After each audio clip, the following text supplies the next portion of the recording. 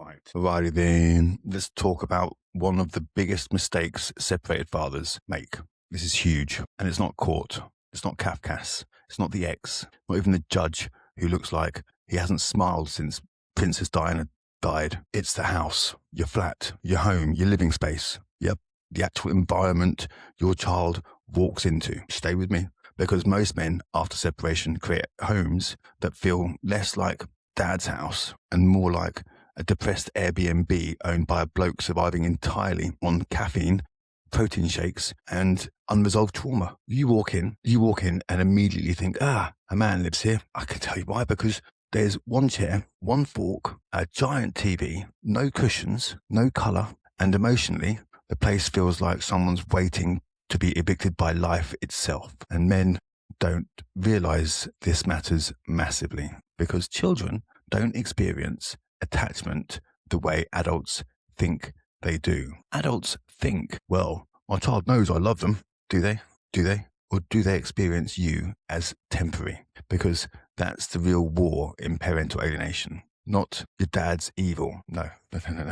That's amateur hour. Real alienation is subtle, sophisticated, psychological. It's emotional climate control. It's this house feels more stable. This routine feels more normal. This environment feels more like home. And that's how attachment drifts quietly, like a Wi-Fi signal, getting weaker and weaker, until eventually the connection drops and nobody even remembers when it started buffering. And fathers accidentally help this happen because men after separation often freeze emotionally. The house becomes a grief museum, everything untouched, like the child's going to walk in and go, Dad, whoa, really? You shouldn't have done. Thank you, God. You preserved my 2014 Peppa Pig duvet like an archaeological discovery. No, children attach to movement, growth, life, not emotional taxidermy. And that's what nobody tells fathers. You don't need a perfect home. You need emotional performance. A child should walk into your home and subconsciously feel, I exist here, even when I'm not here.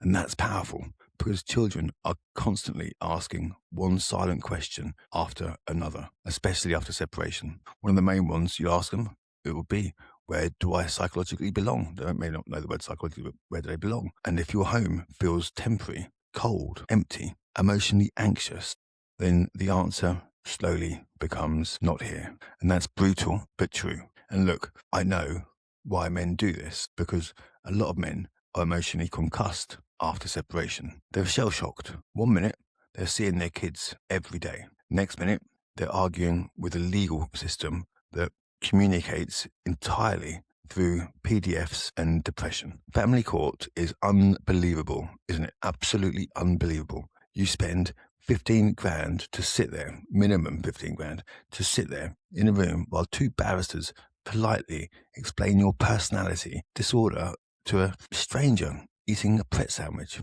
Your Honour, my client feels the father lacks emotional insight. Of course he does, mate. Of course he does. He's just remortgaged his house and his soul to pay legal fees. Nobody's emotionally insightful after Kafka's Sharon's written, father presented as slightly frustrated. Brilliant observation. There, Sherlock. Brilliant. The bloke's seen his child twice since December 2025. We're now halfway through 2026. But here's the thing. Even the system's unfair, even if the ex is manipulative. Even if you've been absolutely emotionally steamrolled, you still have to regulate yourself and your environment because children absorb atmosphere more than they absorb language. Your nervous system, your frequency becomes the wallpaper. And that's why some fathers unknowingly create houses full of emotional pressure. The child walks in and instantly feels dad's sad, dad's lonely, dad needs me emotionally. They're 4 years old. That's too heavy for any child, especially if they're 4. Kids should never feel like emotional support animals for the wounded adults. And fathers do this accidentally especially good fathers. And I know this because I did it myself, because grief leaks. You think you're hiding it, you're not. Children are like tiny emotional sniffer dogs, not literal dogs, obviously. I mean, otherwise social services would be just deployed Labradors. Excuse me, sir. Baxter's detected unresolved abandonment trauma near the conservation. Genuinely. Children scan tone, facial expression, silence, tension, especially after conflict, because separation makes children hypervigilant. They become emotional weather forecasters. And this is why your home needs to rebuilding intentionally. Not expensively, but intentionally. You need signs of future, not just memories, future, height charts, projects waiting to continue, books with the next chapter ready, photos showing who they are now, not who they were 15 years ago, not just 27 framed reminders that of what they used to look like. Dinosaurs. Nothing says dad's emotionally stuck quite like a wall covered entirely in photos from when the child was still believed crisps counted as a vegetable and one of your 5 a day. You need continuity, movement, a sense that life continues here with or without court orders. And for God's sake, please stop making the child's bedroom look temporary. No more. Well, I don't know what they'd want. They want to feel expected. That's what children want. Expected. Not accommodated, expected. There's a huge psychological difference. One says you belong. The other says, well, we can probably fit you in somewhere. And children feel that difference instantly. And then you wonder, and then you blame her or your ex-partner for the change of their behavior. You need to be looking closer to home. And stop interrogating them the second they walk through the bloody door. Honestly, some fathers greet children like airport security. How's your mum? What happened?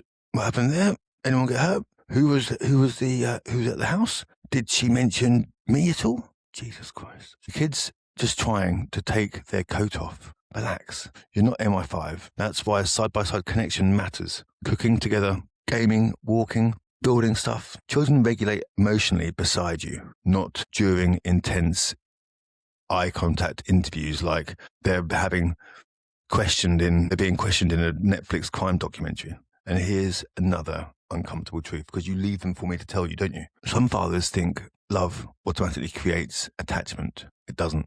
Consistency creates attachment. Emotional safety creates attachment. Predictability creates attachment. You can deeply love your child and still accidentally create an environment that feels emotionally unstable. That's painful to admit. But if you don't face uncomfortable truths, you stay stuck. And that's why stoicism matters here. Stoicism isn't suppress emotions. That's what British men thought for 50 years. And now half of them communicate exclusively through sarcasm and high blood pressure.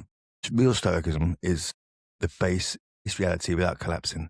And the reality is this: children move towards emotional gravity, toward the environment that feels psychologically easiest to exist in, even if that environment is unhealthy long term. That's what terrifies fathers, because they think, but I love them more and I did everything and managed to work. Maybe you did, but love alone isn't enough. Love without emotional structure is chaos, and children cannot emotionally rest inside chaos. And that's why the house matters. The smell matters. The lighting matters. The routine matters.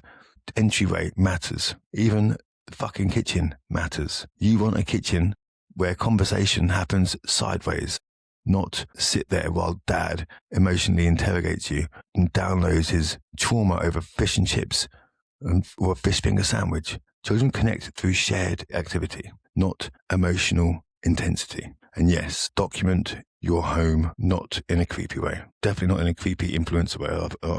Nobody wants. Welcome back, guys, to episode 47 of Dad's Trauma Bungalow. But quietly, consistently, in photos, videos, shared projects, evolving. Because one day, your child may need evidence that they were continuously loved, even during periods of absence. That matters psychologically. And maybe that's the hardest thing about losing contact temporarily. The fear that your child will slowly adapt to life without you, because human beings adapt frighteningly quickly. And that's what real grief teaches you.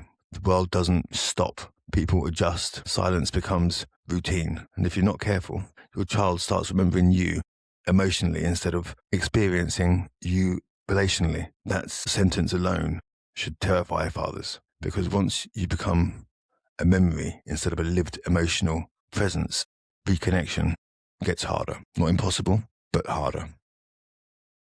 And honestly, that's why I'm making this. Not because I got everything right. Clearly I didn't. Hindsight's a beautiful thing, isn't it? Completely bloody useless, but still, nonetheless, but beautiful still. Because now I can see it. I thought being quiet was a strength. I thought staying calm automatically protected the bond. I thought she knew I loved her. But love, unexpressed, eventually becomes invisible. And children cannot emotionally attach to what they cannot consistently feel. And that's the truth. A brutal one at that, but an important one, because parental alienation doesn't always begin with hatred. Sometimes it begins with emotional absence, slowly being mistaken for emotional irrelevance. And on that note, I have nothing further to add. Until next time, stay young.